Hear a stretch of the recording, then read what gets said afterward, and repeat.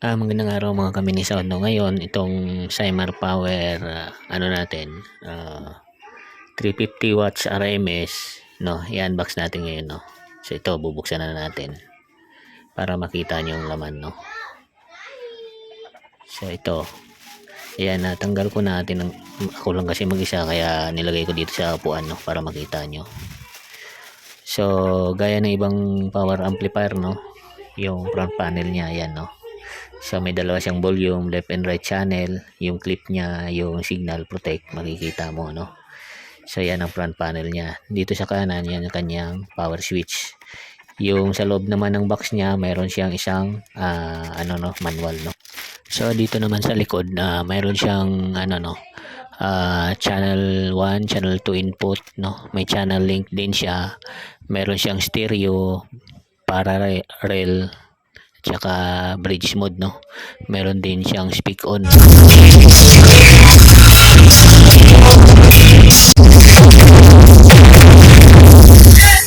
ito, tuloy-tuloy na lang natin ang pasensya na medyo malakas yung iba yung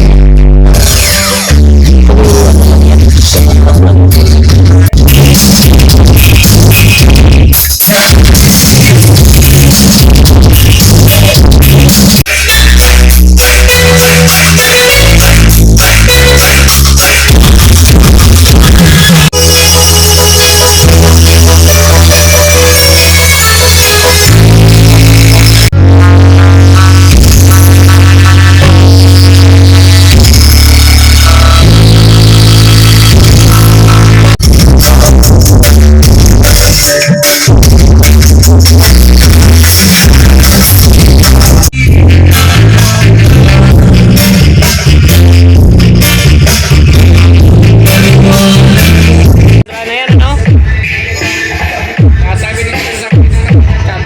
Yan yung 3 to, no? 3 to na Sonra. 4,000. Lakas, oh.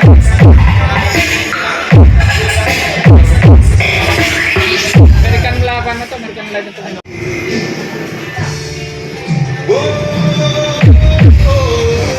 Ilang watts yan to? 4,000 yung Sonra. Puta, kaya niya palang bayuhin yun, ano? Okay, isang magandang araw nga pala mga ka-mini sound, no? At mga ka-sound lover, no? So ngayon magbubukas tayo ng Cymar Power Famous 350 watts. Magbibiyak pala tayo ng transformer ng Cymar Power Famous Series 350 watts. So ngayon po ipapakita namin yung loob ng Cymar Power 350.2, no?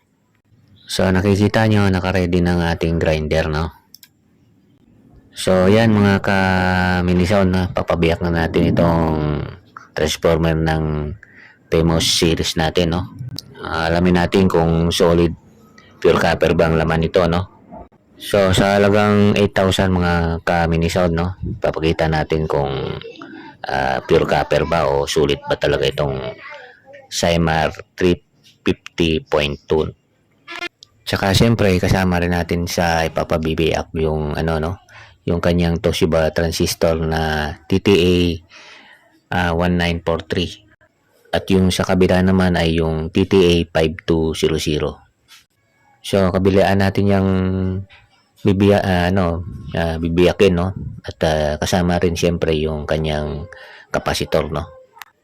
So, siyempre, hindi yan makakaligtas, no, sa pagbiyak natin para makita nyo yung laman kung solid ba talaga o hindi, no. So, ngayon,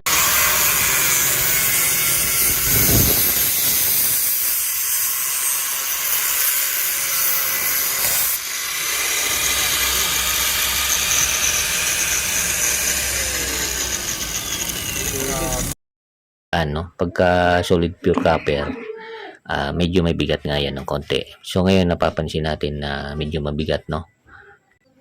So yan na mga mini sound, no, bibiyakin na natin.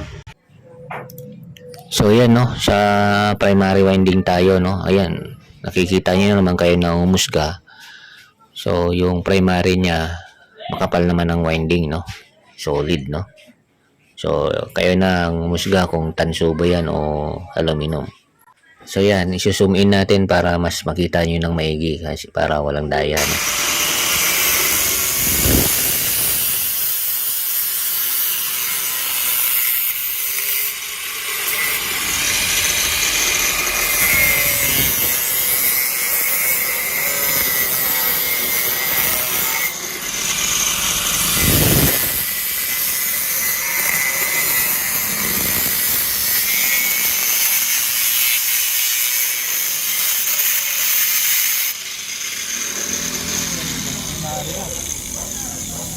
Kung pure copper ba yan o tanso ano o aluminum, no?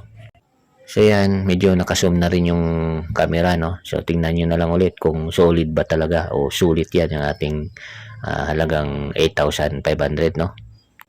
So yan, nakita nyo naman solid siya, no? So itong kanyang ano, no?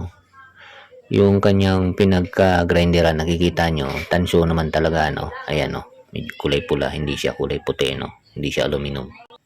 So yan na, no, yung secondary tapos na natin na biyak, no. Yung secondary, ito na, no. Kayo na humusga mga kamini sound, no. So yan, kung mapapansin niyo, no, sa primary niya, ang kasunod niya na bakal yan, bakal na yun, no. So nabiyak na natin pareho, no, yung primary tsaka secondary. Oh, so yan, bakal na yan, no. O yan, no. So ayan, pati dito, yan, di ba? Bakal na rin yan. So, ayan, primary, secondary na talaga yung nabiyak natin mga kamini sound, no? Ayan, no?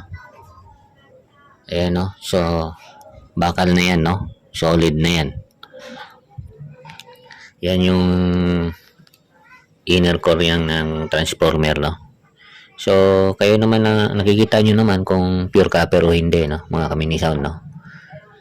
So, para sa inyo, alamin nyo na lang kung nasa sa inyo na yun kung solid yan o hindi, no? So, susunod natin bibiyakin mga kaminisan, no? Itong kapasitor, no? So, ito, abangan nyo, no? Tingnan muna natin yung ano specs ng kapasitor, no? So, 22,000 by 80 volts, mga kaminisan, no? So, malaki, no? 22,000 by 80 volts, no? So, biyakin na natin to mga kaminisan, no? Para malaman nyo rin kung solid ba ito.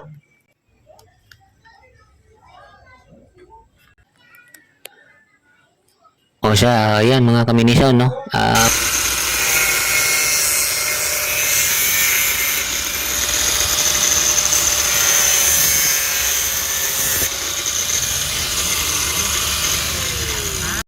So, hindi naman tayo engineer para malaman kung ano bang ano ng kapasitor. Pero kung mapapansin mo, ayan, no? Punong-puno talaga, di ba? So, kayo na po bahala kung solid ba yan yung ganyang klase ka siksik na ano, no, laman ng kapasitor, no. So yan mga kaminisan, no, actual yung nakita yan, walang daya yan mga kaminisan, no. So yan, so kayo na umusga mga kaminisan kung solid yan o hindi, no. Yan, nakita mo naman talagang iba kasing nagbablog, nagbibiyak ng transformer, ng kapasitor. So medyo ampaw, no, pero ito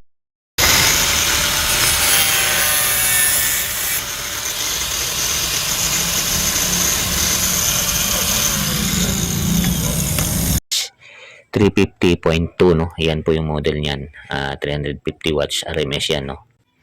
So nakita nyo na nabiyak na rin naman natin ang kanyang transformer, no. Primary at saka secondary, no. So nakita nyo kung tanso ba o aluminum. So kayo na umusga mga kamini sound, no. So yan, no. Transformer tapos ganun din yung kapasitor na biyak na natin. So ang susunod natin na bibiyakin nyo, no, mga kaminisaw, no, siyempre ang kanyang Toshiba na transistor, no.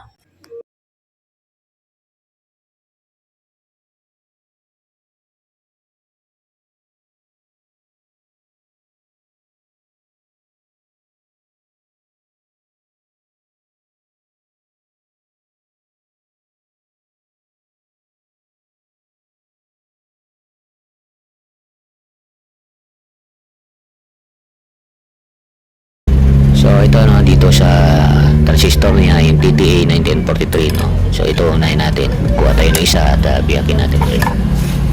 So yan, no, dito na mismo sa ito mga kuminisan, no, mamartilin na natin para makita na natin ang laman nitong Toshiba transistor, no. So ayan, medyo nakita nyo na naman siguro, no. So ayan, no, dito na mismo sa ito mga kuminisan, no, mamartilin na natin para makita na natin ang laman nitong Toshiba transistor, no. So ayan, medyo nakita nyo na naman siguro, no. 737, no, kasi nga yung AB730 ko after 1 year, no, after New Year lang, siyempre alam nyo na lakasan ng mga mini sound, no. Yun, napansin nyo, isang channel na lang yung gumagana kasi yung isang channel mahina na, no. So kaya ako binili itong kanina para gawin kong pang bass, no. Tapos yung Sakura AB730 ko, ginawa ko na lang siyang pang mid, no. So sa presyo naman niya, kasi kung pipilian ko yung Sakura 737 tsaka yung itong Saimar na ito, mas pinili ko na to kasi nga yan, kayo na pumusga kung solid ba ito o sulit ba ito. So yan, no, yung kanyang transistor number, no, TTA 1943, no, Toshiba Japan yan. Nakita nyo yan, no, Japan 124, yan. So yan, no, kaya sabi kong Toshiba Japan yan. Nakikita nyo yung nakatornilyo. Ayan, sa ilalim yan, yan, no, naka-imbos yung tatak na Toshiba na tatakpan lang, no. Ayan. So ito, no, yung sa kabila naman, no.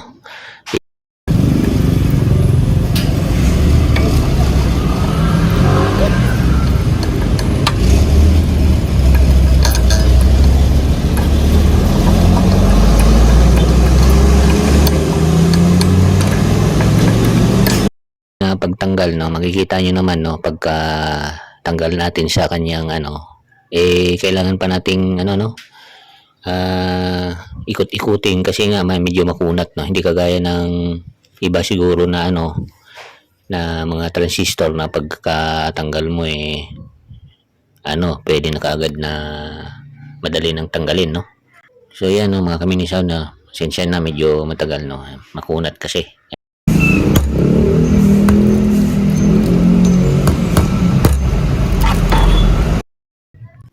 So ayan, no, kagaya ng nasa kabila, no, mga kaminisaw, no, Toshiba din siya, yung laman niya pareho din siyang tanso, no. So kayo nang musga niyan kung sa tingin niyo tanso ba yan o aluminum, no. Pero sa akin kasi hindi naman ako engineer o ano man, pero yan, sa base sa pagtingin ko, tanso naman talaga, no. So yan, no, pagbuuanin mo, bubuhatin mo siya ng kamay mo, ramdam mo na may bigat, no, may timbang, no. So, alam mo naman pagka aluminum at saka tanso, mas mabigat ng konti yung aluminum, no, yung tanso, no, kaysa aluminum. So yan, no, pati yung harap niya, yung likod, tapos tagiliran yan, makita mo naman na purong tanso yan, no. So ito yung isa, no, pagtabihin natin, no, yung TC 1943 tsaka TTC 5200, no. So yan mga kaminisaw, no, famous series ng Saimar Power, no, 350 watts, mababa lang yung wattage niyan. So hindi natin alam kung parehas pa yan sa mga matataas ang wattage, no. So yan, no, ito, no, Toshiba TTA 1943, no. So nakita niyo naman, no, naka-inboss naman yan dyan, nakatatak yan, no, sa kanyang binasag natin, no. So yan, pag Toshiba na alam niyo naman, solid din yan, no. Original din yung transformer niyan, niyan, no, transistor, no.